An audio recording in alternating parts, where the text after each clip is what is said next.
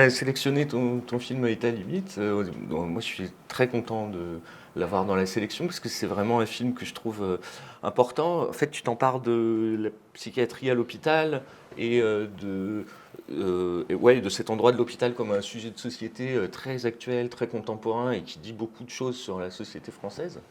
Et quand on voit ton précédent film, Ghost Song, on se dit que tu as un goût comme ça des personnes à la marge et en souffrance, quoi. Est-ce que tu peux nous parler de ça, à la fois de l'importance de faire ce film aujourd'hui sur cet hôpital voilà, qui va un peu dans le mur, quoi, et sur ton goût pour ces marges, justement. Ouais, peut-être aussi un peu, d'abord parce que je connais un peu la psychiatrie quand même de l'intérieur, sans rentrer trop dans les détails, mais c'est quelque chose, la santé mentale, c'est un truc avec lequel je me suis toujours bataillé. Et j'aurais adoré rencontrer jeunes, adolescents, des médecins comme Jamal en fait. Au départ, c'est parti, l'envie de se faire ce film, ça s'est fait avec la rencontre de Jamal, et plus un truc presque naïf en disant waouh, ce jeune médecin de 34 ans, il est génial, sa façon de faire avec les patients, etc.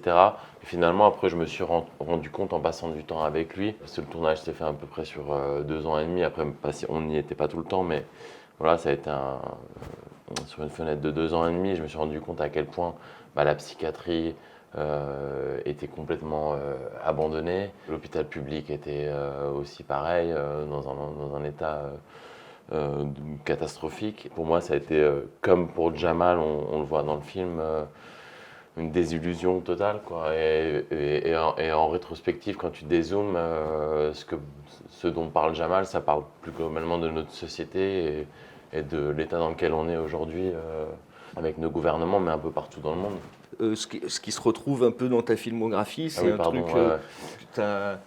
euh, dont tu étais conscient ou c'est ton goût qui mène tes Bah, projets comme ça? au début, j'ai l'impression que c'est vrai qu'il y a toujours une ligne et il y a beaucoup cette question de l'addiction qui me tient à cœur. Et finalement, je me suis souvent retrouvé dans des situations, c'est vrai, à filmer des gens qui sont en marge. Parce que j'ai l'impression que c'est à ces endroits-là, souvent, où il y a des choses très dures qui se passent. Mais c'est l'humanité à son plus cru, mais en même temps qui génère justement quelque chose de très vivant dans des endroits comme ça, comme à l'hôpital, ou par exemple dans les gangs à Houston, dans mon film précédent. Euh, c'est un endroit de la société qui génère une humanité très très forte, très vive, sans convention en fait, sans convention bourgeoise.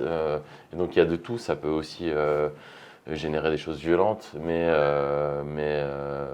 aussi des choses très vraies, quoi, très Ouais. humaines. Et il y a quelque chose que je trouve assez intéressant dans le film, c'est sa construction à la fois narrative et au montage, entre des moments où on est donc dans ce sentiment de l'urgence avec une caméra très pressée qui court dans les couloirs quasiment, qui attrape des bouts de ce qui se passe dans les chambres, etc.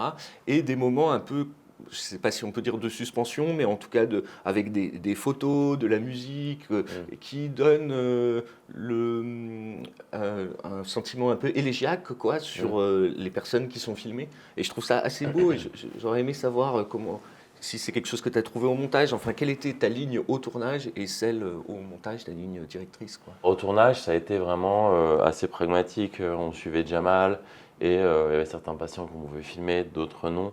Et j'y suis quand même allé avec ma mère qui était reporteuse de guerre. J'avais envie de travailler avec elle comme Beaujon, c'était quelque chose qu'on connaissait aussi de l'intérieur parce que mon père a été transplanté. Finalement, euh, on y a passé du temps.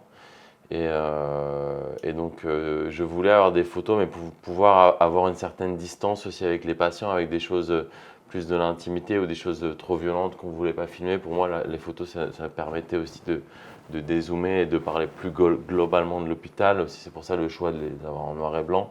Et après, il y avait aussi le rythme en fait de Jamal qui se bat toujours enfin, pour récupérer du temps. Donc il est toujours pressé, il a toujours 20 patients qui attendent. Et finalement, malgré ça, tout d'un coup, il arrive à se poser et rester 2 heures avec un patient. Ça, évidemment, on ne le voit pas dans le film les 2 heures entières, mais il y a des scènes qu'on a coupées. Mais voilà, donc il y a ce rythme tout le temps presque en contradiction en fait, tu vois. Ouais. Pour ça, le choix de la musique, c'est une musique des fois très mélodique avec des dissonances comme un peu des névroses. Voilà, c'était toujours pour lui une espèce de danse avec le temps, c'est récupérer le temps et après bon, t'es pressé et t'as plus le temps. Donc le rythme du film, c'est un peu le rythme à la fois du personnage et de la psychiatrie, quoi, enfin de son travail, quoi, Ouais, c'est ça en fait. finalement. Ouais. Ouais. Et le film, il pose une question que moi je trouve très importante, une question de cinéma, quoi. C'est-à-dire que on peut se demander en voyant le film pourquoi ces gens qui sont dans un état de détresse totale ou dans une fragilité et qui ont peut-être pas la meilleure image d'eux-mêmes à ce moment-là, acceptent d'être filmés. Et il y a un moment du film où on se rend compte que avec cette jeune femme dont j'ai oublié le nom, mais qui a tenté de se suicider, on comprend que la caméra, elle participe d'une revalorisation d'elle et presque de la thérapie. Ça, je Mhm. trouve ça très beau et je me demande comment, si tu en as pris conscience, comment ça s'est passé justement dans cette triangulaire entre toi, Jamal, et les gens que tu as filmés, quoi.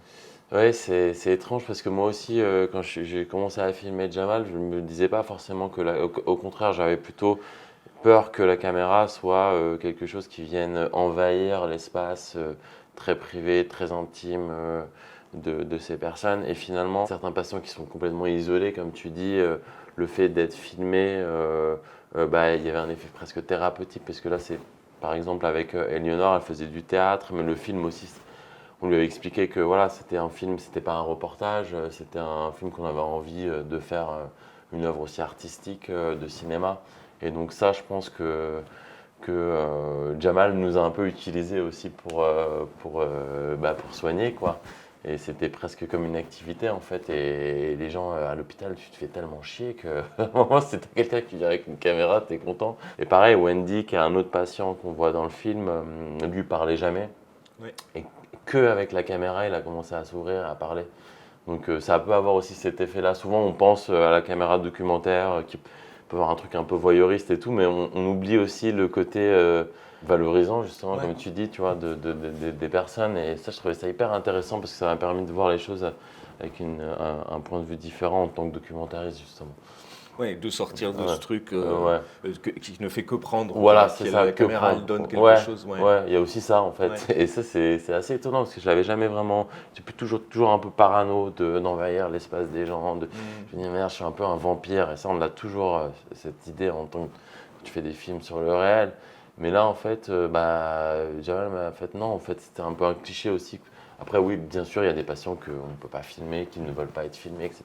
Mais par exemple, pour ces jeunes ados, bah non, il y avait vraiment un côté. Voilà, ils voulaient être dans le film.